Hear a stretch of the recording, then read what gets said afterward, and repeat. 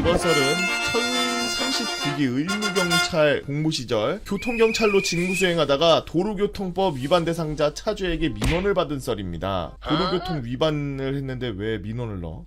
특히 이 사건은 휴가 나가기 하루 전 일이라 아직도 기억이 나는데요. 2014년 9월 어느 날 제대하기 7개월 전이었는데 의무경찰들은 시위 출동이나 시설 경호 출동이 아니면 왜 이렇게 어려운 말들이 많아? 대다수 복무지 지역이나 파견 요청을 받은 지역에서 교통경찰 직무를 수행하는데 교통경찰은 도로교통정리 및 도로교통법 위반 대상 차주를 적발한. 아무튼 그날도 항상 교통경찰하는 것처럼 막힌 혈관 뚫어주는 의사 마냥 막힌 도로 팍팍 뚫어주고 안전띠 미착용, 운전 중 휴대기기 사용하시는 위반 대상자들 차주를 적발하고 있었는데, 그런데 문제는 여기서 터졌습니다. 운전 중에 휴대기기를 사용하시는 차주분을 발견해야죠. 서 있는 뒤 100m에 서 있던 마투임이 차량 기종과 번호편 4자리를 무전기로 저에게 불러주더군요. 그래서 안전히 수신호를 하면 잡아 세웠습니다. 충성 진주경찰서 경통계 상경 AP 벤치입니다. 선생님, 도로교통법 49조 1항 10호 운전 중에 휴대폰 사용 중으로 현장 적발되셨습니다. 범칙금 6만원 및 벌점 15점에 해당하는 내용입니다. 운전면허증 제시해 주십시오.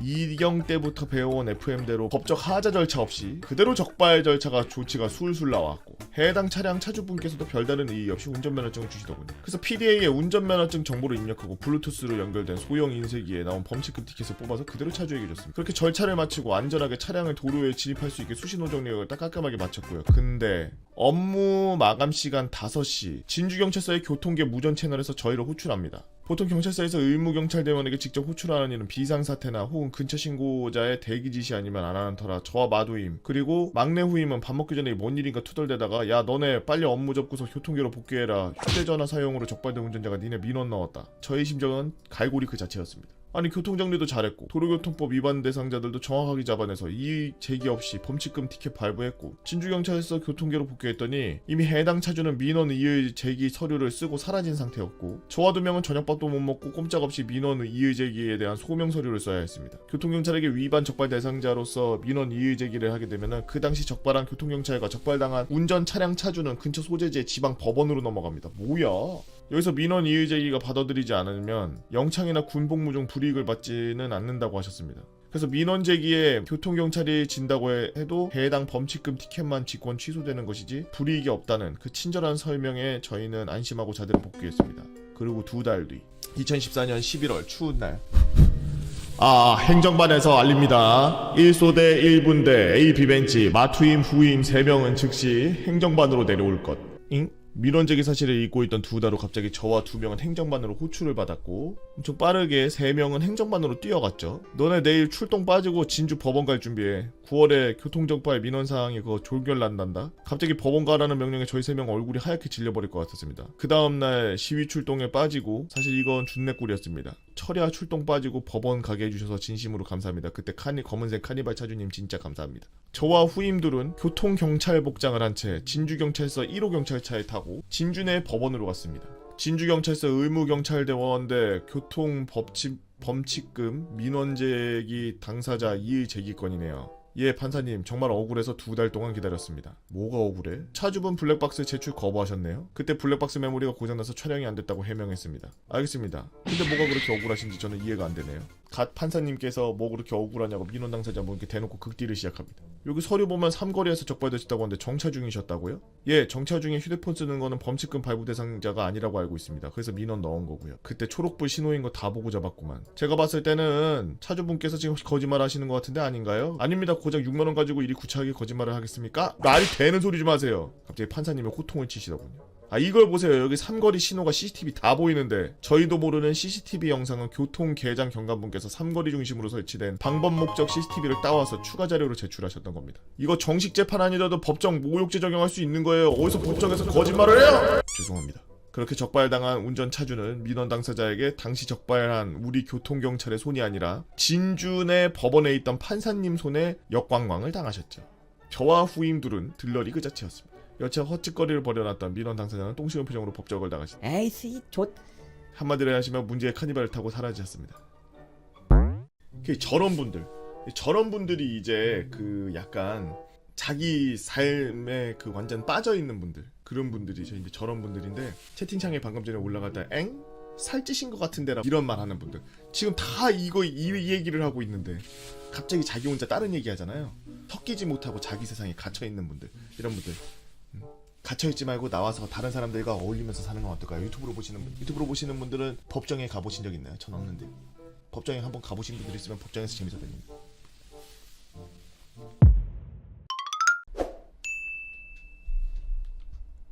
지하철 공익이 전하는 지하철에서 절대 하지 말아야 하는 일.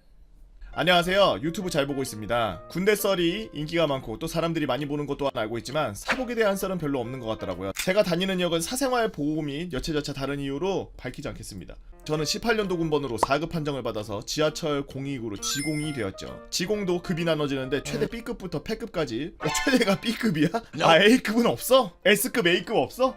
최대 B급부터래. 최대 B급부터 패급까지 다양한 난이도를 자랑하는 사회복무요원의 근무지 중 하나죠. 신답, 상왕심리 등 사람이 별로 없는 곳은 B급. 아, 사회복무요원이 근무하는 근무지 난이도가 B급이다. 나는 지공의 급을 나눈다고 처음에 이렇게 말하길래 지공에 대한 건 줄 알았더니 주어가 이거였네. 근무지네. 성수 건대 있고 홍대 막차가 마지막으로 하차하는 역, 사람들이 몰리고 밤이 아침보다 더 밝은 번화가에 있는 역이 패급으로 불립니다. 또 여기서 호선마다 일하는 방식이 다른데 2, 3, 4호선은 주야 비휴로 4교대, 5, 6, 7, 8선은 한 주에 주간, 한 주는 야간 이런 식으로 돼 있죠. 아, 이게 막 돌아가나 보네. 서울교통공사와 코레일은 또 다르기에 코레일 소속 호선은 잘 모르겠습니다. 아무튼 처음에 들어가면 호선마다 있는 지하철 센터에 먼저 방문을 합니다. 거기서 눈에 익은 훈련소 동기들도 볼 수 있죠. 반가움에 이야기를 하고 있으면 과장급 되는 인물이 네모난 파일철을 인원수만큼 들고 저희에게 대뜸와서 하는 말이 있습니다. 가위가위보해서 자기가 가고 싶은 역 골라. 그리고 그 파일철들을 보면 파일철 위에 역 이름이 써 있습니다. 다행히 제가 2순위로 집에서도 얼마 안 걸리고 사람도 별로 없는 A급에 배치받을 수 있었죠. 그렇게 배치를 받고 그 역에 찾아가 근무에 대해 배웁니다. 정말 B급답게 하는 일이 얼마 없습니다. 역마다 업무 보는 방식이 좀 차이가 있는데 제가 다니고 있는 역을 중심으로 설명을 드릴게요. 아침에 출근하면 기계에 하루마다 들어오는 돈을 회수하고 보증금을 환급하는 일회용 카드를 빼는 업무를 하고, 다시 센터에 방문해서 회수한 돈을 건네주고 거기서 우리 역 직원과 센터 직원분이 수다를 떠는 거를 구경하면서 11시쯤까지 가만히 있습니다. 그러다가 점심시간까지 기다리다가 점심 때리고 들어오면 뭐 한 거 없지만 좀 쉽니다. 그리고 비상 게이트 아래 이거 누르는 분 계시면은 고객을 상대로 휴대폰을 하다 보면 어느새 퇴근이죠. 야, 이 존나 꿀. 야, 이건 개 꿀이 아니라 벌통에 얼굴 넣었다. 야, 벌 다 죽인 다음에 그냥 벌통에다가 얼굴 집어넣고 개 같은 거 그냥 정제되지 않은 꿀을 빠는 거의 그 급. 야간은 솔직히 말해 B급 역은 시간을 때우기 위해 최선을 다해야 됩니다. 정말 지루해요. 18시에 출근해서 다음날 9시에 퇴근하니 얼마나 지루한지 아시겠죠? 6시에 출근해서 다음날 9시에 퇴근해? 아무튼 이렇게 행복한 복무만 지속될 것 같았던 나날, 지하철 B급이 절대 A급이나 S급이 될 수 없는 이유를 말하겠습니다. 제가 위에서 A급이나 S급이 왜 없냐라고 했던 이유가 여기서 이제 나오네요. 저희 역에 사람이 아무리 없는 역이라고 해도 아침 출근 시간이나 퇴근 시간에는 사람이 미어 터질 정도로 많은데 환승역까지 끼어 있어서 더더욱 사람이 넘쳐나죠. 그 시간에는 저 비상 게이트가 1초에 한 번씩 울립니다. 삑띡 여따라라라 삑띡. 그리고 노숙자 역시 존재하며 가끔씩 정신이 이상한 사람이 찾아오기도 하죠. 정말 대중교통의 요람이라 불리는 지하철답게 많은 인간 군상을 모습을 또 보고 느낍니다. 그 중에 사람 의심병 도지게 하는 저 비상 게이트 근무가 정말 백미 중에 하나인데, 첫 번째, 부정승차. 하나만 말씀드리겠습니다. 지하철역에서 누가 부정승차를 하는지 다 알고 있어요. 심지어 성인이 어린이용 카드 들고 다니면서 쓴다는 것도 다 알고 있죠. 다만 쫓기엔 너무 멀리 도망가서 못 잡는 경우가 대부분이며 그런 경우 한두 번 눈을 감고서 넘어가긴 합니다. 하지만 그런 사람들이 꼭 다시 선을 넘고, 다시 말씀드리지만 무조건 잡아냅니다. 안되면 경찰에 신고라도 해서 잡아요. 부정승차 절대 안됩니다. 어린이 카드를 들고 다닌단 말이야? 그 비상게이트 근무도 익숙해지면 휴대폰을 하면서 CCTV로 상대를 보면서 상대방이 어떤 이유로 이 비상게이트를 열려고 할까라는 생각이 촤르륵 정리되는데, 일단 마이크를 눌러서 말합니다. 무엇을 도와드릴까요? 그럼 이 중에 하나입니다. 화장실 가고 싶어요. 카드를 찍었는데 안 돼요. 승강장 잘못 들어와서 반대로 넘어가야 돼요. 카드에 잔액이 부족하대요. 1번, 3번은 어쩔 수 없이 그냥 열어줍니다. 화장실 가고 싶어요랑 반대로 넘어가야 돼요. 그러면 100이면 99는 몇 분 후 다시 비상 게이트를 누르거나 반대쪽 비상 게이트를 누르죠. 하지만 마지막 100분의 1을 위해 절대 CCTV에서 눈을 떼지 않습니다. 만약 화장실이나 반대 게이트가 아닌 이상 한 곳으로 걸음을 옮기면 대부분 사복이 바로 뛰쳐나갑니다. 아, 화장실로 가지 않거나 반대 게이트 쪽으로 나가지 않고 저렇게 말하고서 출구 쪽으로 나간다든지 이러면 사회복무요원이 바로 뛰어가는구나. 아, 특별 휴가가 있어. 잡으면. 야, 이거 특별 휴가 잡혀있으면은 이거 눈에 불을 켜고 잡겠는데 완전 먹이인데 이거 그냥. 어? 그럼 바로 철도사업법에 의거하여 운임비 30배를 벌금으로 부과해서 벌금 내셔야 됩니다. 그러면은 1,000원짜리 역 간다 그러면 30만 원을 내야 돼? 아니 작년에 부정승차 4만 명 잡았고 17억을 징수했습니다. 와 미쳤네. 물론 개팬다 여러분은 절대 하실 일 없겠죠? 확신합니다. 있을걸? 두 번째는 의심을 해봐야 됩니다. 두 번째, 카드를 찍었는데 안 돼요. 그래서 마이크에 대고 말합니다. 카드 한번 다시 찍어보세요. 이러면은 세 가지 정도 되는 분류가 나오는데 제대로 삑 찍히는 경우와 승차 처리가 안 되었다는 알림이 들리는 경우와 하차 처리가 완료되었다는 알림이 들리죠. 하차 처리가 되었다는 알림은 그냥 문을 열어드립니다. 제대로 삑 찍으면 문이 열리니 그냥 열고 나가시면 되고요. 근데 승차 처리가 안 되었다는 알림이 들리는 순간 휴대용 카드 확인기, 아무튼 그런 요상한 기계를 든 직원이 바로 출발합니다. 그중에 10중에 8은 부정승차죠. 그 자리에서 철도사업법 제10조에 걸려서 운임비 30배 부과해야 됩니다.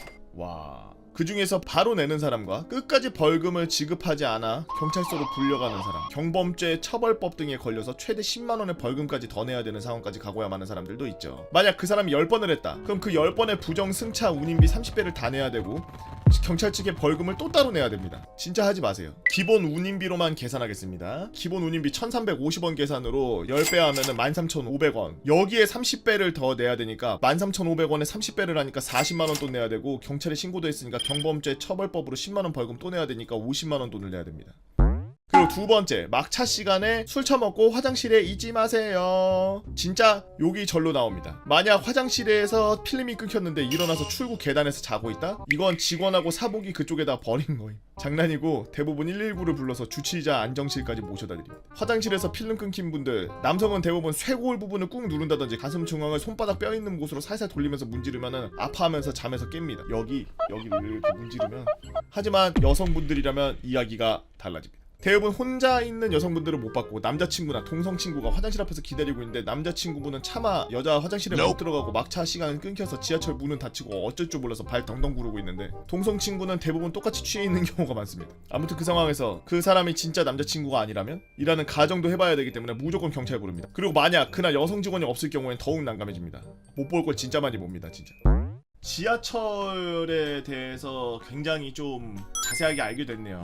지금 뭐 공익 이런 거 얘기하다 보니까 옛날에 그 이야기가 생각나는데, 훈련 마치고서 차 타고서 이제 쫙 가는데 동사무소 앞에서 공익이 청소하고 있던 거야. 빗자루 큰 거 초록색 마대 빗자루 그거 빚이라고 있던 거야. 대빗자루. 근데 두 돈반 타고서 머리에다 하이바 쓰고서 총 들고서 훈련 갔다가 이거 복귀하면서 가서 야씨 저 막 이러면서 막 욕하고 막 이러면서 막 삿대질하고 막 그러고 있었던 거야. 그러다가 파란불 돼서 이제 차는 쭉 출발하고 훈련 갔다 오면서 막 웃으면서 비웃고 막 이러고 있었는데, 공익이 아무 말도 없이 쭉 묵묵히 들으면서 빗자루질하고 있다가 다 이렇게 하고서 차 쭉 해서 멀리 갈 때쯤, 야 이 개 난 이따 끝나고 엄마 밥 먹지. 거기서 공익을 욕하던 군인들 중에 그 누구도 입을 뻥끗 못했다는 거. 그 엄마 밥보다는 제가 봤을 땐 나 맨날 치킨 먹는다 라고 하는 게 데미지가 더 세지 않았을까. 그럼 쐈어? 공포탄? 그러면은 이제 일반 현역들도 이제 한마디 해야지. 야! 나는 오늘 내무실 들어가면 선임한테 욕먹는다! 난 복귀하면 간부들한테 욕먹는다! 이거 씨발 600번을 해야 된다고! 그 사회복무요원도 그렇고 현역도 그렇고 그 나라의 부름에 응해서 솔직히 원해서 가는 사람은 극히 일부잖아요. 거의 대부분은 나라에서 강제 징병해서 가는 거니까 그거에 대해서 서로 싸우고 그러진 않았으면 좋겠어요. 근데 솔직히 이 부분에서 조금 약간 뚜껑 열릴 뻔하긴 했었어요. 하루마다 들어오는 돈을 회수하고 보증금을 환급받는 업무를 처리하고 나면 그 다음에 센터에 방문해서 직원들 수다 떠는 거 구경하다가 11시 되면은 그 다음에 퇴근. 거의 곰돌이 푸예요. 그냥 꿀단지 이렇게 안고 다니면서. 현역들 군생활 어떻게 하는지 알아요? 현역들은? 아마 보통 현역들 군생활 한다 그러면은 이렇게 해요. 이거 씨발 600번을 해야 된다고. 얼마나 지옥인지 알겠죠? 항상 같은 생활, 항상 같은 업무, 이벤트가 없는 이상 매일매일 똑같이 진행되는 매일매일 지옥 같은 하루하루. 거의 여러분들은 잘 견뎌왔고 이제 곧 가실 분들도 잘 견디실 겁니다. 사회복무요원이든 공익이든 상근이든 현역이든 부사관이든 간부든 모든 분들 우리나라를 지키기 위해서 고생하고 계신 국군 장병 여러분들이니까 너무나 항상 감사드리고, 오늘 썰랑썰랭 여기서 마치도록 하겠습니다. 설거지할 때, 운전할 때, 라디오 맨키로 시청하고 있는 유튜브 시청자입니다. 이러면은 시청자가 아니라 시면은 보는 거잖아. 듣는 거니까 청취자. 그렇지, 청취자라 해야지. 다른 사람의 군생활 듣다가 내 군생활 중에서도 재밌었던 사건이 뭐가 있었을까 생각해보다가 한 사건이 떠올라서 끄적여봅니다. 그의 여름은 정말 무더운 여름이었습니다. 너무너무 정말 너무너무 더웠는데 제가 살면서 맛보았던 가장 무더운 여름 중에 하나였습니다. 뉴스에서도 사상 최고의 폭염을 찍었다는 기사가 매일매일 새롭게 갱신되었고 군대라는 패시브 효과까지 더해지니 정말 죽을 맛이더라고요. 군대 안의 기온과 사회의 기온은 같은 온도임에도 왜 이렇게 체감온도가 다를까요? 사회의 온도 곱하기 2, 군대의 체감온도 법칙, 이거 논문으로 한번 나와야 됩니다. 당시 저는 무더운 여름에 운전병으로 입대를 해서 훈련소 야수교를 거쳐서 갓 전입 온 햇병아리였죠. 운전병으로 전입 온 지도 한 달밖에 안 된 짬 찌끄레기였고 운전병으로 전역하신 분들은 아시다시피 2등병에게 운전이라고는 영내 드라이브밖에 할 수 없습니다.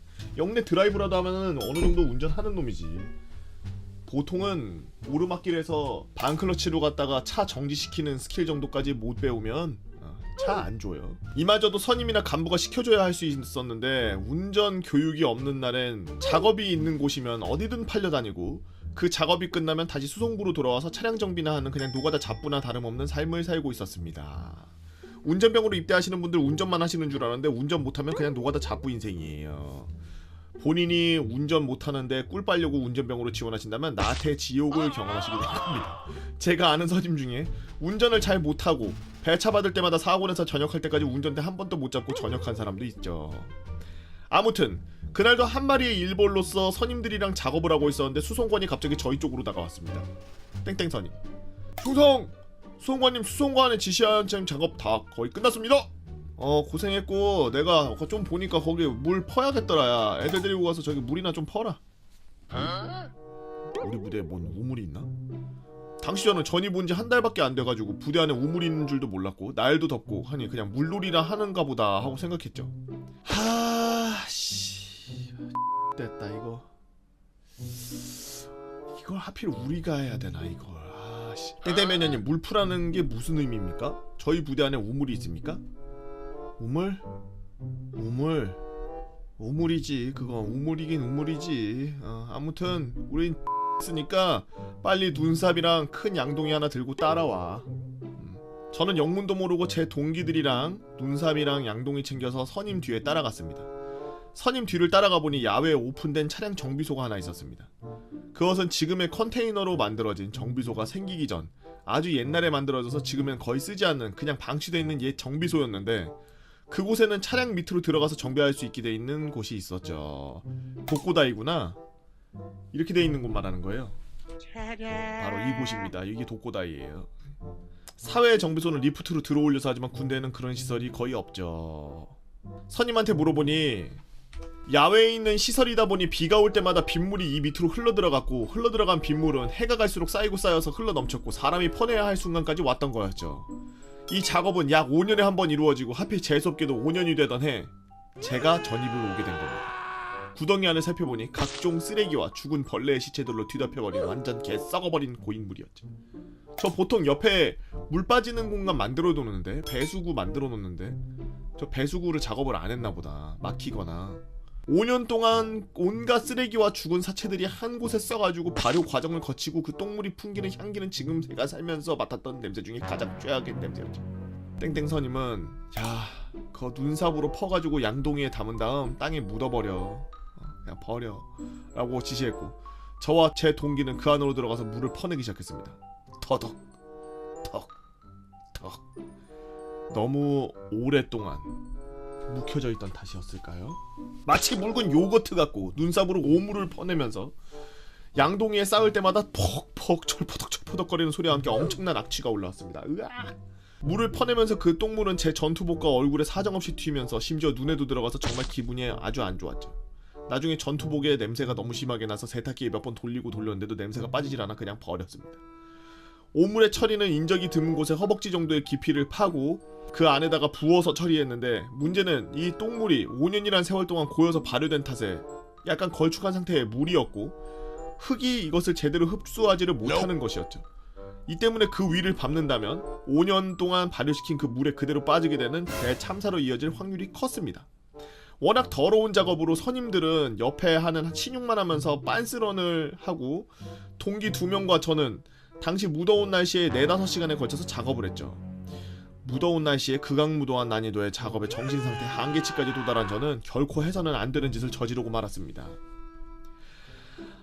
야 작업 우리만 하고 진짜 개같다. 야 안되겠다. 야 이거 선임들 좀 놀려주자. 야 그냥 마무리하자. 나 무서워. 아냐 야 구덩이 다 채운 다음에 위에 흙을 좀 뿌려가지고 위장해 놓으면 아무도 몰라. 걸려도 이거 그냥 작업하다 거기다 묻어버렸다고 하면 되지 뭐. 그렇게 동기와 저는 선임들을 골탕 먹이기 위해서 적당량의 흙과 풀들을 구덩이 위에다가 뿌려두어 함정을 만들어놨죠. 만들어놓고 보니 마치 지뢰를 심고 위장한 것처럼 되어 있어서 작업한 인원이 아닌 이상 그곳이 함정이었다는 사실을 상상할 수 없을 정도로 아주 감쪽같이 변해있었습니다. 작업해놓은 곳을 보고 흡족해진 저희는 마무리를 하고 휴게실로 들어갔죠. 문제는 작업이 끝난 후 벌어졌습니다. 작업이 다 끝나고 수송부 휴게실에서 쉬고 있는데 장비방자님이 갑자기 문을 벌컥 열고서 들어오시면서 하는 말씀이었습니다. 저기다가 함정 파놓은 새끼 누구야! 무슨 일인가 싶어서 정비반장님을 쳐다보니 저희가 작업해놓은 곳에 빠져서 허벅지까지 그 똥물로 범벅이 되어 있는 것이었죠. 전투복에는 죽은 벌레 사체가 미쳐 떨어지지 못하고 붙어있었고 정비반장님이 풍기는 냄새는 마치 하수구에서 10년 동안 거주하다 나온 사람 같은 악취였습니다. 정비반장님은 이들이 하라는 운전을 하고 지뢰를 쳐깔고 있어 이들아 지뢰병이야 하면서 오래 노발대발하셨고 당장이라도 수송병과인 저희들을 지뢰병으로 보직 변경을 시켜주려고 하셨죠. 저희는 구덩이에 표시를 했어야 되는데 저희가 정말 죄송합니다 라는 말만 계속 되뇌면서 혹시라도 걸릴까봐 노심초사하는 마음으로 정비반장님께 용서를 구했고 겨우 정비반장님의 화를 가라앉힐 수 있었죠. 후에 정비반장님 홀로 세척기에 오물을 털어내는 뒷모습은 정말 처량해 보였습니다. 나중에 수송관님이랑 이야기하는 것을 옆에서 들었는데 하시는 말씀이 길을 가다가 땅이 없어진 것 마냥 푹 꺼졌다고, 쟤네들이 지뢰병보다 지뢰 더 잘 심을 거라고 하면서 장난스레 얘기하시는 말을 들었을 때 터져나오는 웃음을 참느라 고생했던 기억이 있네요. 정비반장님을 위한 게 아니었는데 정말 죄송합니다. 반응이 좋다면 수목 제거 작업하러 갔다가 두릅 잘랐는데 내 모가지도 같이 잘릴 뻔한 썰, 화생방 할 때 정화통 없이 들어간 썰 등 다양한 썰 한번 풀어보도록 하겠습니다 라고 그레모아님께서 올려주신 썰랑썰레였습니다.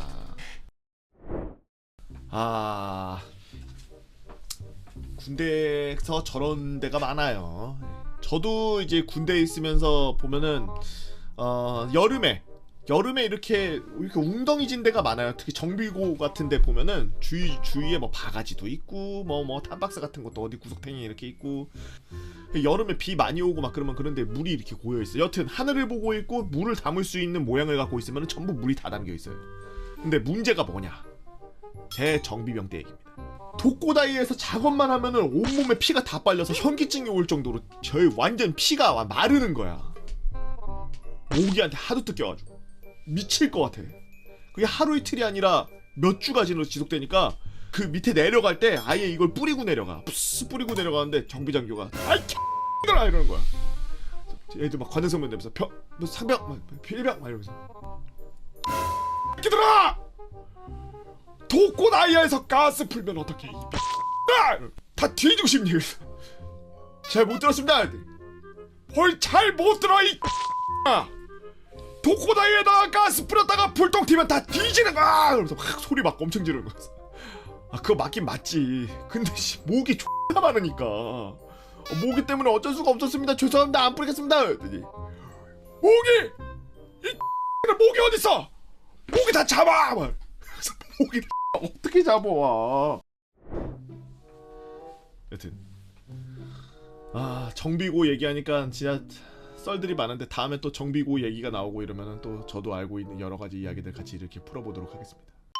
안녕하십니까 개보고 형님. 최근에 썰랑썰레를 보면서 배달 사이에 무료한 시간을 보내는 24살 청년입니다. 최근에 신비로운 알고리즘에 의해 백발백중 검색했다가 썰랑썰레를 보고 온갖 대단한 사연들을 보면서 저도 한 가지 사연을 올려볼까 합니다. 저는 김포에서 포병으로 5월달에 전역을 했죠. 이 사연은 제가 일병이 꺾일 때쯤 있었던 일입니다. 저희 부대는 외진 곳에 있다 보니 늑대인지 개인지 모를 대형견과 청설모, 고라니 등 다른 사연에도 흔히 등장하는 동물들이 많았죠. 그 중엔 이 사연의 주인이자 제 군생활 동안 잡히면 요단광을 바로 보내버린 시꺼먼 그 쥐가 특히 많았습니다.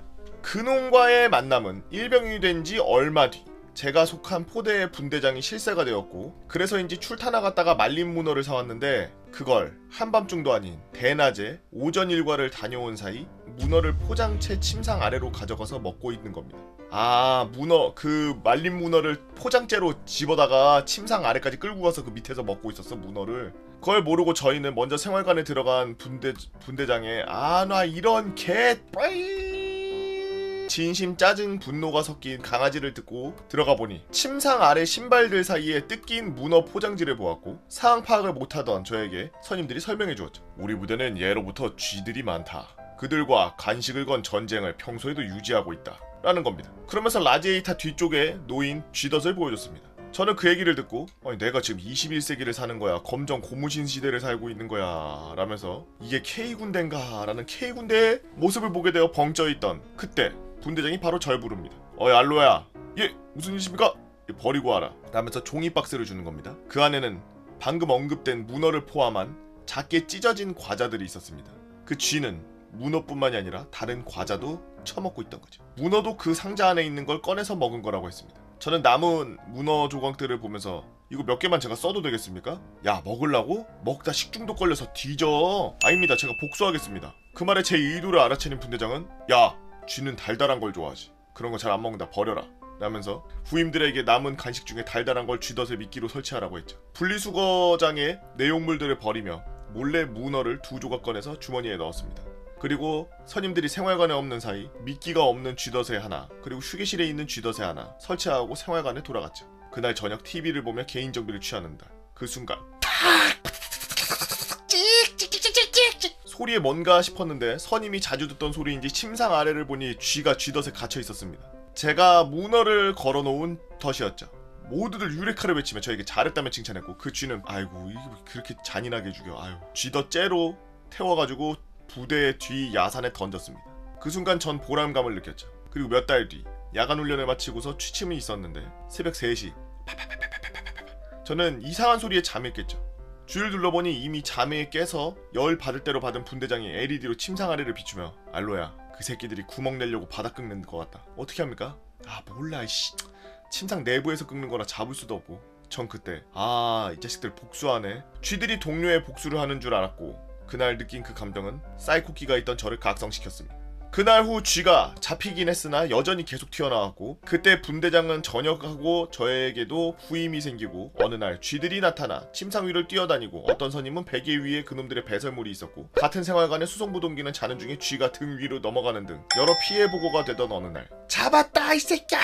몇 달을 저희를 피해 저희를 농락하던 쥐를 하나 잡았습니다. 생활관에는 저희 포반과 수송부는 쾌거를 외치며 그 쥐덫을 밖으로 가져가서 이놈은 어떤 형으로 요단강을 보낼까 생각하고 있었죠. 그 이유는 예전처럼 불태우자니 우리 생활관 내에 라이터를 가진 사람이 없었고 홍보관이 불로 죽이면 쥐덫 스프링 망가진다고 익사시키든지 화형은 금지되었습니다. 그래서 고민하던 그때 저는 포상 가는 길에 옛날 창고로 가는 샛길이 생각났습니다. 그곳에 인적이 드문 곳이 있었고 그 근처에 작업용 삽이 있다는 게 생각났죠. 묻어버립시다. 뭐? 땅에 묻으면 시체만 따로 산에 버리고 덫은 다 있을 수 있지 않습니까? 천재인데? 저의 똘기에서 온 아이디어로 안매장형이 결정되었고 근무에 있던 모든 사람들이 먼저 돌아가서 맞선님 한 명과 쥐가 등을 탔던 수송 동기 전우조로 해서 그 새길로 삽을 들고 갔죠. 구멍을 파며 머릿속으로 야 또 한 건 했다 이렇게 또 하나 보낸다 또 이러면서 신난 기분으로 땅을 파고 쥐덫을 구덩이에 넣고 쥐가 날뛰어 쥐덫을 열고 탈출하지 뭐. 나 왜 이렇게 글이 안 읽히지? 깔끔하게 글이 안 읽히고 계속 이렇게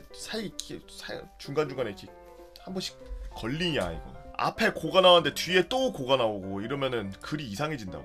줄바꿈을 안 했어. 그렇게 해서 입구를 막고서 흙으로 덮었죠. 흙 속으로 사라지는 그 새끼의 눈을 잊지 못합니다. 그렇게 작업을 끝내고 옆에 전우조를 보자 이상함을 느꼈습니다.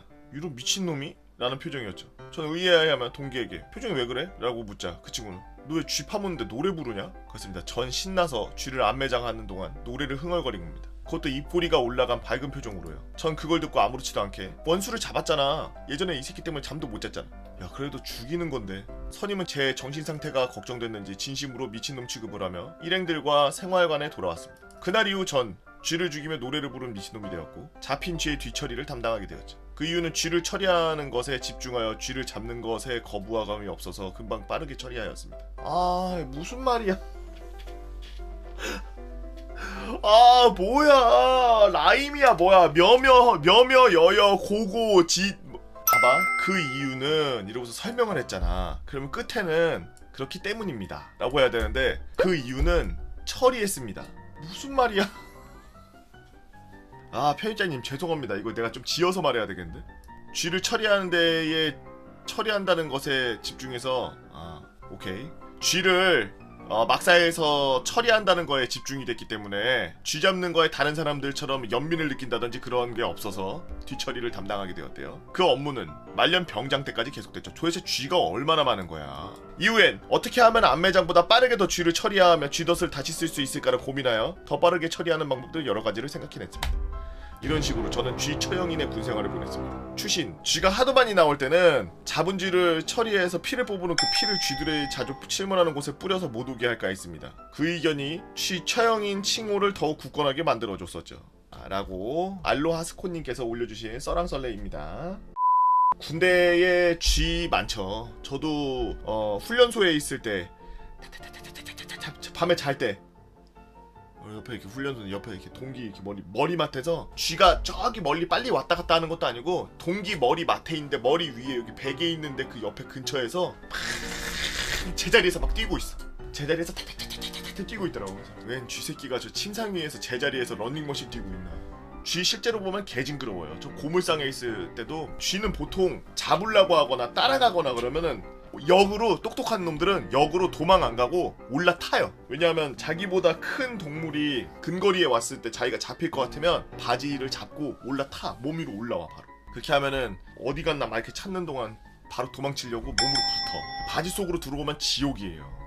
잘못하면은 지하실 같은 데서 작업하다가 쥐 같은 거 들어오면 바지 벗고 댄스 장난 아니야. 바로 바지 내리고 바로 댄스 경연대회. 이거 안 하면은 그날 찝찝해서 죽어. 쥐한테 물리면 저거 걸려. 저 유행성 출혈열 걸린다. 50에서 피가 나오지. 60에서 50인가? 40? 50?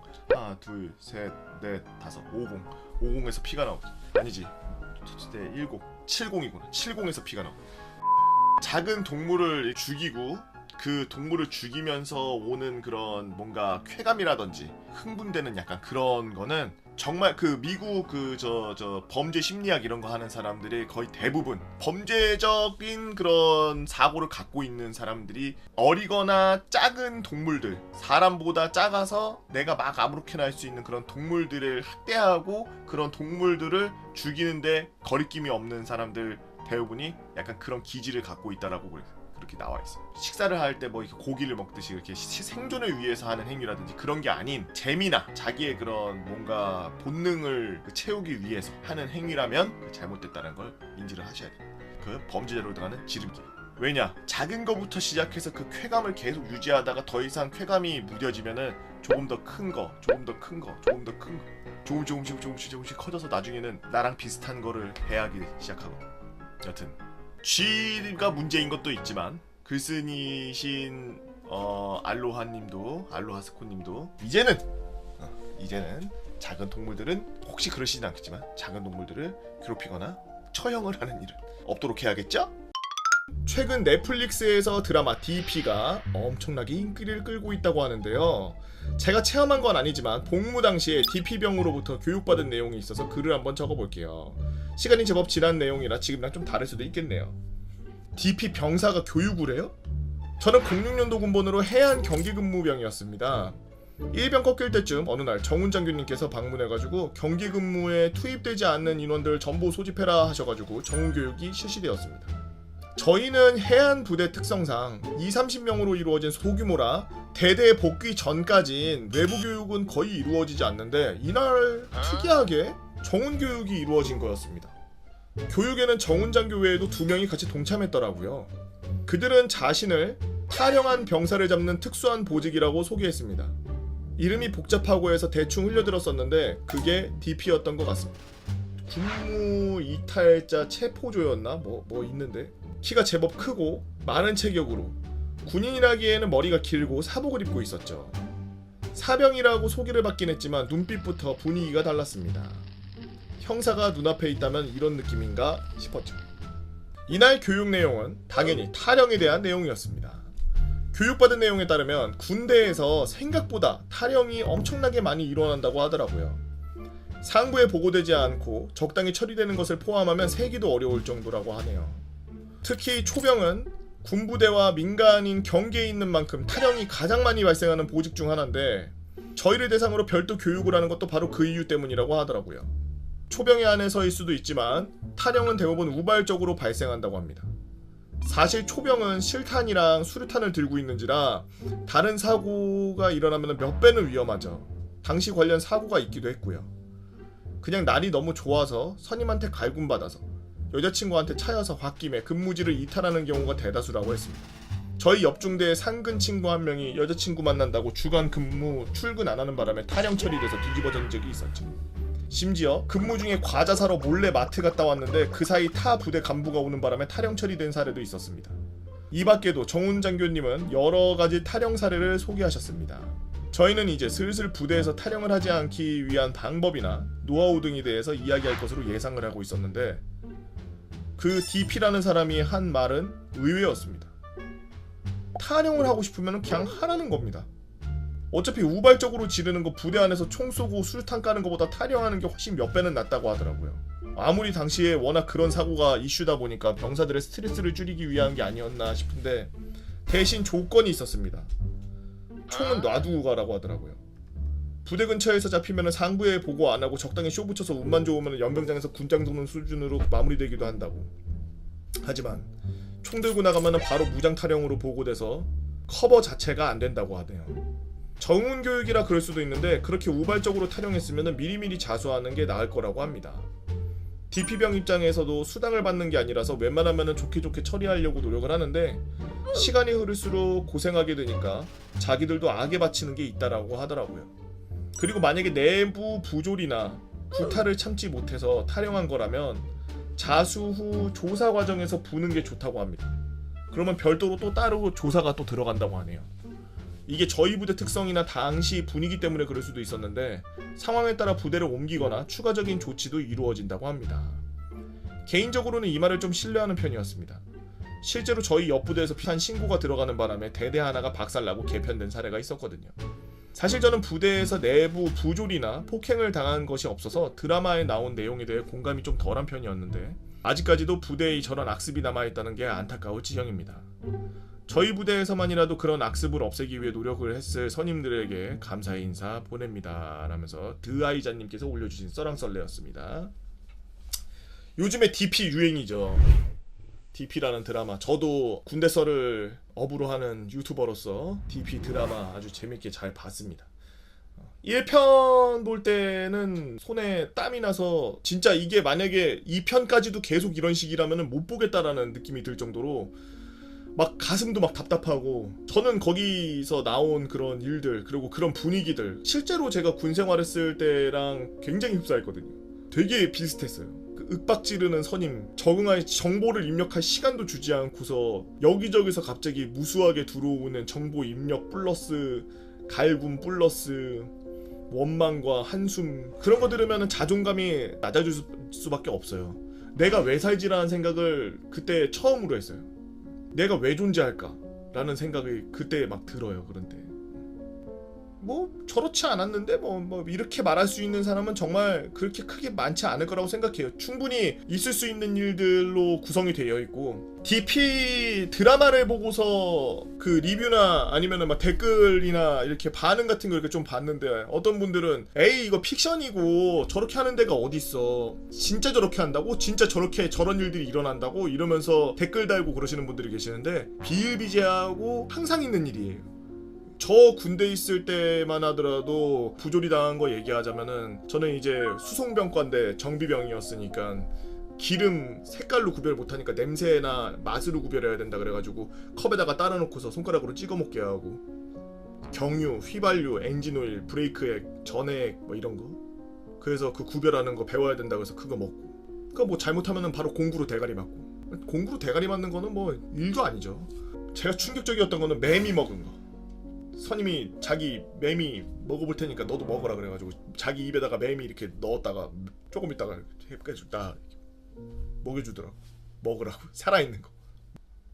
거기에 나오는 그런 DP에 나오는 그런 부조리들 실제로 충분히 있는 일들이에요. 특히나 보면은 막 성 관련된 그런 군기 위반 이런 것들 많이 나오잖아요. 실제로도 그래요. 실제로도 장난기가 많은데 지 장난을 어디까지 받아줄지를 그러니까 실험하는 듯한 그런 선임들, 고참들 중에 약간 사이코 같은 애들, 그런 애들은 하다 어디까지 얘가 받아주나 이렇게 막 컨트롤하다가 걔는 이제 받아줄 수 있는 한계가 넘었는데 자기가 짬이 안 되니까 거부는 못하고 계속 알겠습니다 하고 하다 보면은 DP에 나온 그런 케이스들이랑 똑같이 돼요. 비일비재 진짜 많아요. 그래서 폭발해서 선임이랑 치고받고 주먹다짐하고 싸우고 이런 경우도 있고, 실제로 그런 것 때문에 보고 올라가가지고 부대 완전 개박살나고 오버합동 조사대라 그래가지고 그냥 모든 거 다 뒤집어 까가지고 그냥 대대 완전 개박살내는 경우도 있고. 군대에 가면은 많은 분들이 이렇게 생각한다는 게 참 아쉬웠어요. 군대 그거 뭐 2년 그냥 갔다 오는 거, 그냥 놀다가 오는 거잖아. 캠프잖아. 무슨 햄버거 나오고 마카롱 나온다 그러니까 거기다 대고서 장난해? 난 돈 주고 사 먹어야 되는데 얘네는 공짜로 이걸 먹는다고? 나 줘! 막 이러면서 막 글 올리고 이런 걸 봤는데, DP라는 드라마에 나오는 그 숨막히는, 그 1편에 나오는 그 숨막히는 순간들 있죠. 그런 건 정말 생활에 매일매일 있어요. 매일매일 있는 일이에요. 뭐 그게 진짜 아무 그 일도 아닌데도 그렇게 해. 보루라 그래요. 걸레 빠는 거를. 걸레 이렇게 빨고 있는데 비누 너무 많이 썼다고. 화장실 모퉁이 가서 구석까지 가서 몰려가지고 쿠사리 당해요. 갈굼 당해요. 바닥 닦는데 자기 주위로 걸레질해서 걸레 그 냄새 나게 했다고 그러면서 막 따지듯이 막 압박하는 경우도 있고. 신발을 아무리 깨끗이 닦은들 밑창을 어떻게 닦아? 밑창 그냥 걸으면 바로 흙인데 바닥이. 밑창 까보더니 밑창 왜 까만색 아니냐고. 그러면서 지는 지 거는 지 후임시켜가지고 까만색 만들어서 내 거 보라고 이렇게 만들라고. 그런 부조리들 별거 다 있어. 군대에 있으면서 좋았던 기억은 뭐 그냥 뭐 장난치고 놀고 이런 거 제외하면은 뭐 사실 좋았던 기억 없고 항상 힘들었고 그걸 완전 잊고 살고 있었는데 이번에 그 드라마 보고 나서 너무 세게 오더라고. 안 보신 분들은 한번 보시길 바라고. 군대 안 갔다 왔는데 군대에 대해서 별거 아니라고 생각하고 계셨던 분들이라면은 본인이 그 상황에서 그 피해자인 상황이면 어떤 감정을 가질지 한번 감정이입해서 한번 보시기 바래요. 그 상황을 매일매일 느껴야 된다면 어떻게 될지, 어떻게 그 상황에서 헤쳐나와야 될지 한번 생각해보세요. 안녕하세요. 30대 중반에 어쩌다가 썰랭썰레를 알게 되었고 그 이후로 라디오 마냥 팟캐스트 마냥 틀어놓고 딴짓하고 있는 아제이. 계속되는 썰들을 듣다 보니 하나 제보해볼까? 하고 이렇게 업무 시간인데 글을 한번 써보고 있습니다. 저는 군대를 가기 전에 2종 소형을 따서 바이크를 운전하고 있었으며 산봉에 취해 있던 시절이 있었죠. 전국에 있는 산이란 산은 다 다니면서 모든 산을 정복하겠다는 결심으로 군대도 미루며 주변 지인들과 함께 전부 바이크로 등산을 했습니다. 다만 산이라는 곳이 참 뭐가 많아요. 뭐가 많냐? 바로 군대입니다. 그냥 쑥 하고 밀어넣어 들어가 보면은 꼭 군사지역일 때가 있었죠. 물론 저희는 항상 우회를 하고 어쩔 때는 움직이지마, 움직이면 쏜다 소리를 가볍게 제치고 도망가던 시절도 많고 벌금도 많이 냈습니다. 주로 자주 가던 산은 강원도 쪽임에 매번 갈 때마다 애매모호한 경계의 선상에서 마주치던 A 중대장님이 계셨죠. 그분께 많이 잡히고 커피도 많이 얻어 마셨습니다. 다시는 들어오지 말라고. 근데 또 다른 곳 가시니 또 거기 계시고. 저는 그렇게 미루다가 먼저 간 형님들도 있고, 저는 동생 3명과 같은 날 입대를 하게 되었죠. 야수교를 거쳐서 자대 배치를 받았습니다. 어머, 이거 웬걸? 제가 주구장창 다니던 그 산 옆에 자대 배치받게 되었죠. 이 정도면은 거의 다른 동네 아닌가요? 평소 군인에 대한 불만이 가득했던 터라 어찌하면은 더욱더 편리하고 평안하게 생활을 할 수 있을까 하고 고민을 많이 하고 있었습니다. 그리하여 시간이 지나고 일말이 되었을 때 평생 볼 일이 없을 것 같던 A 중대장님을 여기서 다시 만나게 되었습니다.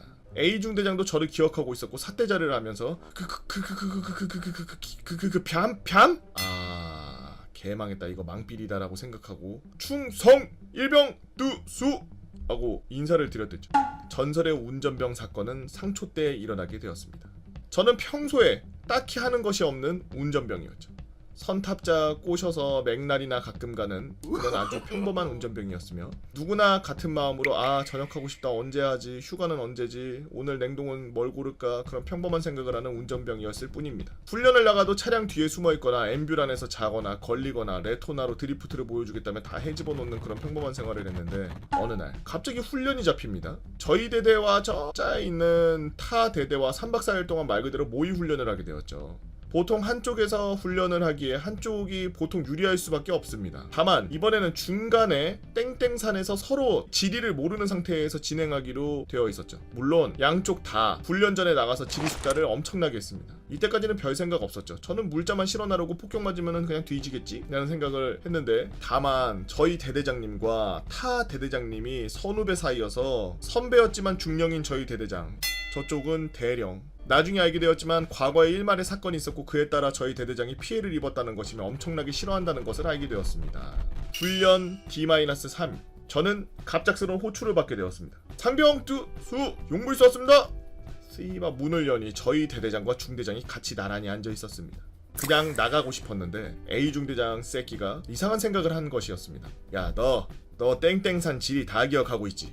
네 그렇습니다. 그쪽 길은 꼴짜기 암벽자리 등 다 기억하고 있습니다. 야 그러면 이번에 특수임무 하나 하자. 네 그게 무슨 말입니까? 첫날에 지휘실 폭파 어때? 3박 4일 훈련할 거 그냥 하루 만에 끝내자.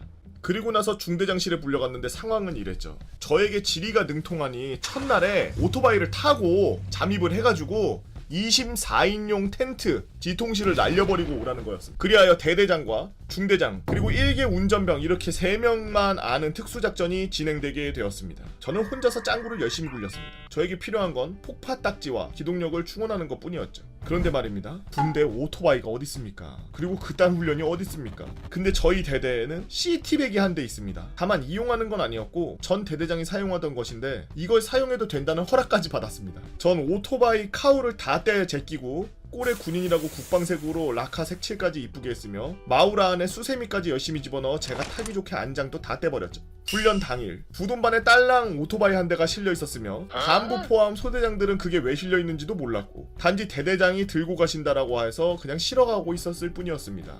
저는 훈련을 시작하자마자 폭파 딱지를 주섬주섬 호주머니에다 넣고 산 외곽으로 반바퀴를 쭉 돈 뒤 다시 바이크로 산을 타기 시작했죠. 그로부터 1시간 뒤쯤 앞에 24인용 텐트가 보이기 시작하더라고요. 저는 오토바이를 세워두고 폭파 딱지를 손에 들고 오토바이 헤드라이트에 붙여서 텐트를 돌격을 했습니다. 텐트 안까지 오토바이가 한 방에 쑥 들어갔죠. 텐트 안에 모두들 벙쪄 있었고 현 시간부로 지휘 통제실 폭파입니다 라고 간결하게 말한 뒤 그냥 나왔습니다. 반대편 대령이 저희 중령에게 전화를 걸어서 이게 뭐하는 짓이야! 하면서 따지기 시작했고 전쟁의 규칙이 어디 있어? 응, 니네 터진 거야 이러고 끊었다고 합니다. 당연히 지통실이 폭파되었고 1개 부사관들만 남은 상황에서 어떻게 계속 훈련을 했겠습니까? 그리하여 3박 4일짜리 훈련이 이동시간 포함하여 단 6시간 만에 종결됐습니다.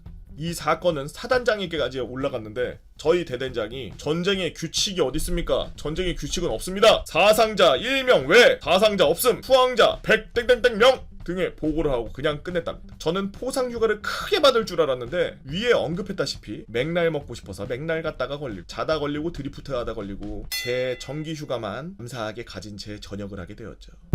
제가 봤을 때는 이 오프로드로 오토바이 타는 부대를 특작부대로 하나 만들어야 될 것 같은데? 특임대나 특수부대에 오토바이 병으로 해가지고 산악 오토바이 병이나 아니면 산악 특수임무단 뭐 이래가지고 하나 창설해가지고 실제로 수용해도 될 것 같은데요. 왜냐면은 우리나라 부대들이 이제 웬만하면은 지형지물 같은 거 판단하기가 편안하게 위성이나 이런 거 다 뚫려있고 대포에다가 드론 붙여가지고 날려가지고 진지 같은 거 확인하고 그러는 기술 같은 거를 보유하고 있으니까 뭐 미사일로 타격하거나 포로 타격하는 거 아니고 정말 지휘부만 폭파시켜서 최대한 사상자 없게 전투를 마무리 지으려면은 이렇게 하는 것도 방법이지 싶은데 혹시 실제로 있는 부대인데 제가 말해서 북한 애들이 알게 되는 거 아닐까 북한 애들이 알아도 어떻게 맞겠습니까? 걔네 뭐 돈이 있어서 철조망을 치겠어요. 뭐 탱크로 뭐 뭘 하겠어요? 뭐가 있겠어요? 뭐 밥도 못 먹을 텐데. 핵 빼면 아무것도 없어 걔네. 썰을 초반에 읽을 때는 이런 생각이 들었습니다. 오토바이나 이런 오프로드 하시는 분들이 굉장히 성격들이 좀 와일드해요.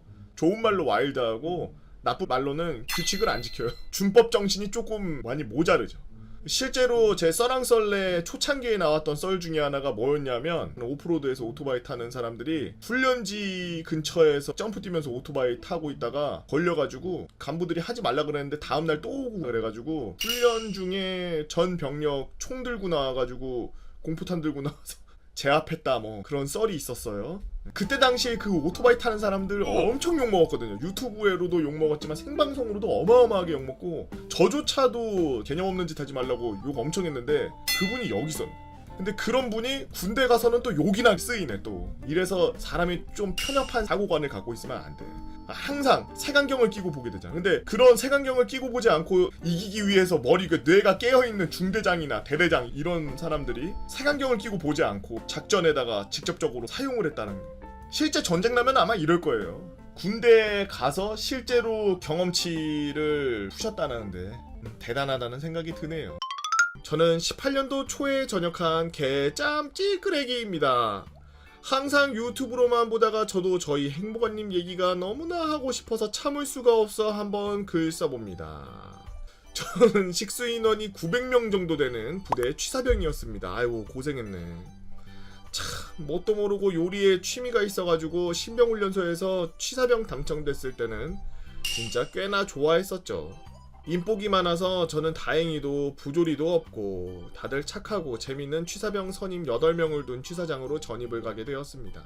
이상한 사람이 아예 없는 건 아니었지만 너무 웃기고 잘 맞는 선임과 전역을 몇 달 안 남긴 웃기는 급병관님 덕분에 금세 적응하고 재밌게 생활하고 있었죠. 저희 부대에는 여단과 예하 대대가 하나가 같은 곳에 있었는데 여단장님과 간부님들은 따로 식사를 하시는 간부 식당이 있었습니다. 그곳은 너무나도 달콤한 꿀의 보직이었기 때문에 짬이 차고 일을 잘하면 취사병에서 간부 식당병으로 진화가 가능했었죠. 짬이 적당히 차고 이제 핸드폰도 부대 내에서 쓰고 싶었던 저는 자리가 나서 가장 친한 선임과 간부 식당병으로 진화하게 되었습니다. 제가 있을 때는 핸드폰 사용이 불가능했습니다. 처음 2달은 정말 너무 좋았어요. 딱히 일도 할 게 없고 그냥 휴게실에서 문 잠그고 맨날 핸드폰하고 체난장실 가서 운동하는 게 일상이었기 때문에 다만 생활이 너무 달다 보니까 금세 물리더라고요. 시간도 안 갔고요. 그 와중에 저희 본부 중대에는 새로운 행보관님께서 전입을 오셨는데요. 그 전에 인자하신 행보관님은 다른 부대로 가시고 새로 오신 행보관님은 정말 쌍마초 그 자체인 분이셨습니다. 대대장님도 건물 내 흡연은 안 하실진데 전입 온 첫날 담배를 입에 물고 막사 이곳저곳을 돌아다니며 야 여기는 내일부터 다 부시고 새로 만들 거야 여기. 야 여기 완전 개판이구나. 야 여기 더러우니까 여기 다 부셔. 와 야 행정반 이게 진짜 놀랍도록 더럽다. 행정계와는 오늘 다 버리고 치우고 못 치우면은 영창 보낼 건데 못 치울 것 같으니까 그냥 영창 가게 군장 싸놔. 알았어? 아, 개 거지 같네 이 동네. 라면서 오자마자 온갖 잡스러운 욕설과 파격적인 행보. 그렇게 우리 마초 행보관님은 부대를 뒤집어 놓고도 모자르신지 모든 병사들을 휘어잡기를 원하셨습니다. 한 번은 점호 시간에요. 나는 마음에 안 드는 놈들은 밖에 내보내지 않아 라고 선언을 하시고는 진짜 마음에 안 드는 놈들이나 그냥 지나가다 마음에 안 들거나 밥 먹다가 마음에 안 들거나 그러한 용사들 모두를 그냥 지나가다가 마음에 안 든다는 이유 하나만으로 외출 외박 통제하기 시작하는데 또 자기 마음에 들거나 기분이 좋으면 막 마음대로 외출 외박을 뿌리고 그런 이상한 짓을 하기 시작했습니다. 그 뒤로 병사들의 행보는 둘로 갈렸습니다. 한쪽은 이 상황을 타개할 방법이 필요하다. 이건 대대장 마편을 써야 돼. 그리고 한쪽은 야, 이 양반한테 잘 보이면 떡고물 막 떨어지는구나. 둘로 나누어졌죠. 재밌게도 취사병이었던 저는 이 같은 상황에 아무런 관심이 없었습니다. 왜냐하면 취사병은 행보관이랑 마주할 일이 없으니까요. 그 뒤로 부대원 총 130명 중에 60명가량 마편 원기옥을 2번이나 모아서 대대장님한테 긁힌 이후 대대장님께 직접 불려가서 다시 한번 이런 일이 있으면 옷 벗을 준비하시오 라는 경고를 받게 된 후 저희 행보관님은 마치 5, 6월에 축 늘어진 개불알 마냥 모든 일에 의욕도 없고 병사들이랑 커뮤니케이션도 안 하는 그런 이상한 사람으로 변모했습니다. 그 상황을 알고는 있었지만 관심도 없던 제가 이 일을 알고 낸 뒤 왠지 안쓰러운 생각이 들더라고요. 그리고 드디어 저와 행보관님의 인연이 생기기 시작합니다. 후임이 간부식당 휴게실에 열쇠를 안에 넣어두고 문을 잠그고 나와버린 거죠. 당황한 저는 이걸 부실까? 이거 잘하면 열릴 것 같기도 한데 하면서 여러가지 방법으로 2시간을 시도하다가 결국 못 열고 행정반에 헬프콜을 때렸습니다. 놀랍게도 전화는 행보관님께서 받으셨고 상냥한 목소리로 아주 한심하다는 듯이 방법을 알려주셨죠. 당연히 모두 해본 일이지만 다시 한 번씩 시도해보는 다시 전화를 하니 내가 직접 갈게 하면서 직접 오신다는 겁니다. 그 마초 행보관이 온다니 덜컥 걱정도 됐지만 어떡하겠습니까? 온다는데 말릴 수도 없었고요. 그 후 공구를 들고 오신 뒤 담배를 입에 물고 손잡이를 이리저리 돌리다가 칼로 강제로 문을 열고 고쳐준 뒤 쳐다도 안 보고 휙 떠나시는 겁니다. 그 상황에서 준수한 현올림과 응꼬 할기 기술에 마스터한 저는 나가시는 행보관님을 따라가며 와 행보관님 진짜 배트맨 다크나이트인 줄 알았습니다.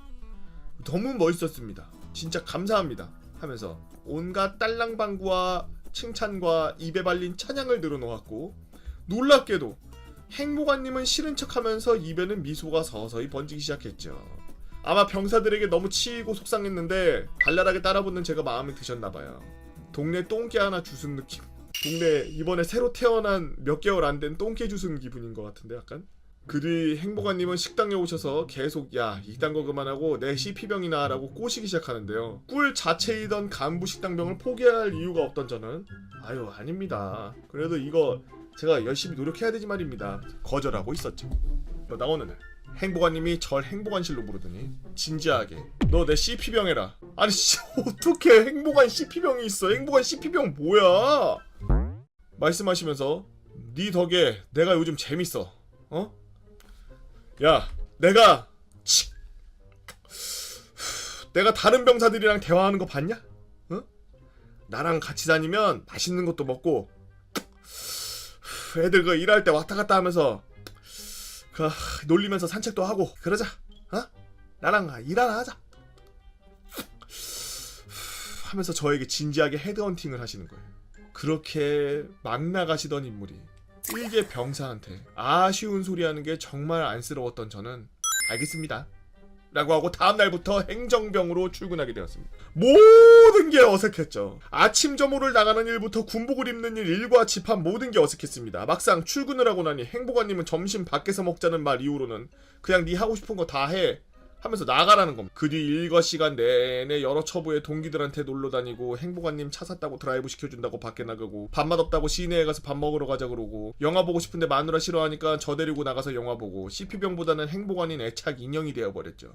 이를 본 동기나 후임들이 형은 행정병이야 행복병이야? 일과가 행복한 거야? 작업 나갔더니 포반장님이 형 죽여버리고 싶대. 형 나중에 전역하면은 그 TO 내가 받아도 돼? 하는 어이없는 일들이 벌어지기 시작했습니다.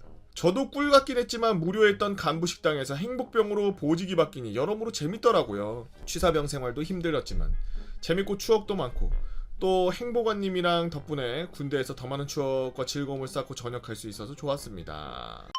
저는 철원의 모처 포병부대에서 복무했던 시청자입니다. 유튜브에서 썰랑썰레를 자주 보다가 부대에서 예초병으로 작업할 때 있었던 일들 몇 가지 풀어보려고 적어요.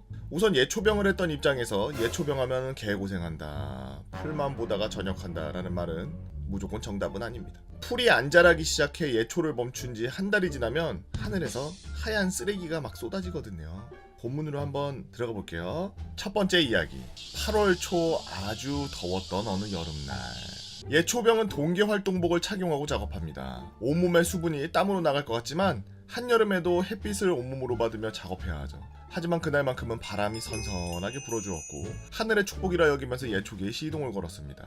잠시 뒤 땀을 뻘뻘 흘리면서 휴가 나가면 뭐하고 놀지, 오늘 초병근무가 2번인가, 잠은 다 잤네 같은 온갖 상상으로 정신줄을 반쯤 놓고 있었던 건 이제 일상이었습니다. 생활관부터 연병장까지, 그리고 연병장 주변에 풀을 깎고 오늘도 난 살아서 돌아왔다 라는 기분을 느끼면서 생활관에 들어갔는데 기분 좋게 샤워하고 오니 맞선님이 야 땡땡아, 예초를 그따위로 하면 어떡해 라고 하는 겁니다. 아니 분명 화내는 건 아니었지만 온몸에 소름이 쫙 돋았습니다. 연병장에 딱 나가보니 부대 간부의 차량 보조석 쪽에 유리가 손톱만한 돌 하나를 중심으로 사진이랑 똑같이 저렇게 갈라져 있더라고요. 그 주변에는 제가 간 적이 없어서 같이 작업하던 동기의 소행이라는 게 밝혀지긴 했지만 저도 미리 차를 빼라고 연락하지 않았기에 저희는 이거 조졌다 라는 표정으로 한참을 침묵했죠. 그 간부는 평소 성격이 불같아 병사들의 기피 대상 우선순위였기 때문에 동기랑 제 입에서 나온 거는 차 유리 바꾸면 얼마나 드냐, 이번 달 월급 그대로 반납하겠네 같은 말을 하면서 한숨을 쉬고 있었습니다.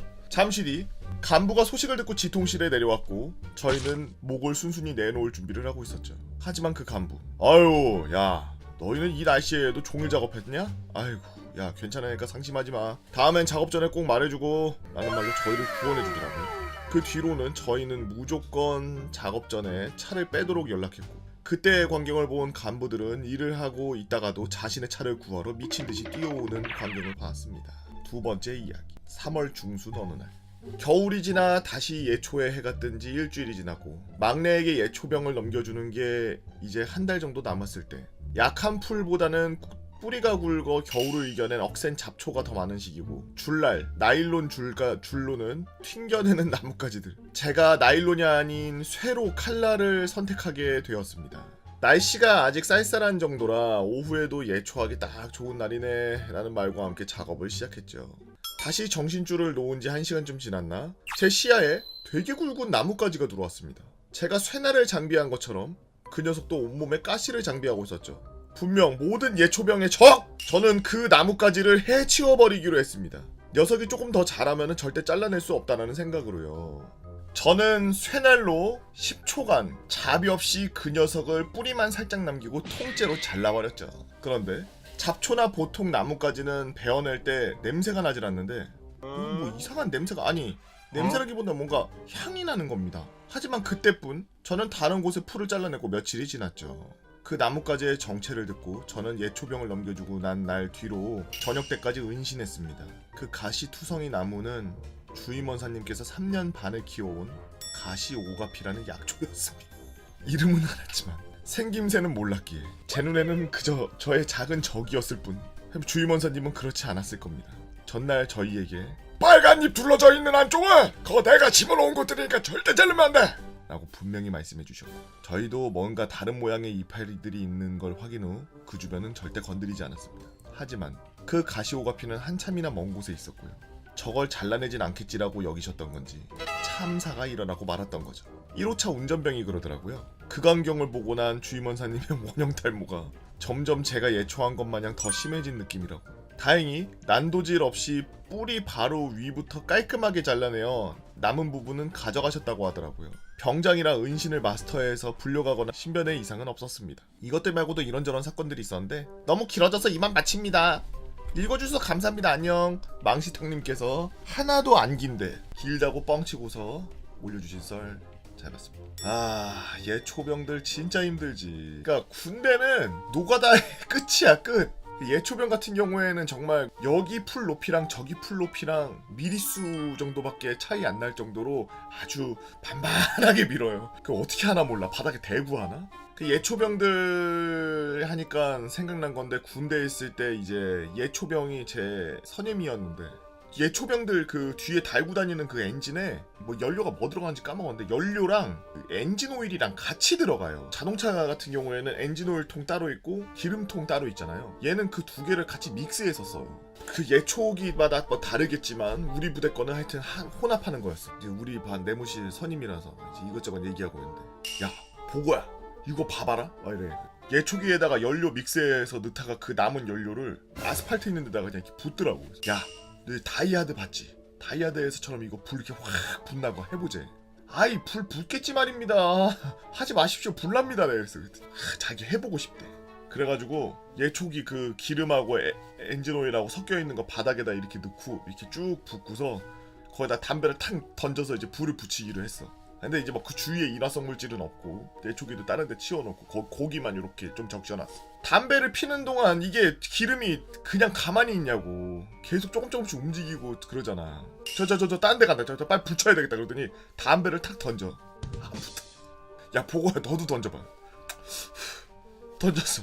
안 붙어. 붙겠냐고. 아스팔트가 다 기름 다 먹었는데. 그래서 제가 그거를 인터넷에 옛날에 찾아봤어요. 그 부분을 실험한 걸. 그래서 휘발유랑 화약이랑 놓고 실험한 거를 박았는데 비행기 속도를 절대 따라갈 수가 없다. 이 기름은 바닥에다 쭉 놓고서 불 붙이니까 이렇게 물 이렇게 타요. 되게 시나브로 가. 화약은 저기서 딱 붙이자마자 치 하고서 그냥 샥 가더라고. 그러니까 만약에 비행기에 화약이 있어서 그게 떨어진 거를 거기다가 불을 붙였다 그러면 다이아드나 그런 영화에서 나오는 것처럼 그런 게 되는데 비행기 속도를 따라갈 수가 없다. 근데 군대에서 지금 그런 화공약품 같은 것들을 주위에 많이 놓고서 그 근무하고 계시는 분들 많을 거예요. 저처럼 정비병인 분들도 있구만. 인화성 물질이 굉장히 가까이 붙어 있거든요. 뭐 탁자 위, 막 건들건들거리는 막 무슨 탁자 위, 나무통 위, 뭐 이런데 뭐 페인트도 있고, 솔벤트라는 것도 막 있고 그런 기름류로 돼 있는 건 전부 인화성 물질이에요. 그래서 그 근처에서 절대 담배 피면 안 됩니다. 죽어. 실제로 제 썰 중에 후임 하나 죽을 뻔한 적이 있는데 물인 줄 알고서 솔벤트 부었다가 폭발해가지고 죽을 뻔한 적이 있었는데 그 썰 찾아보시기 바랍니다.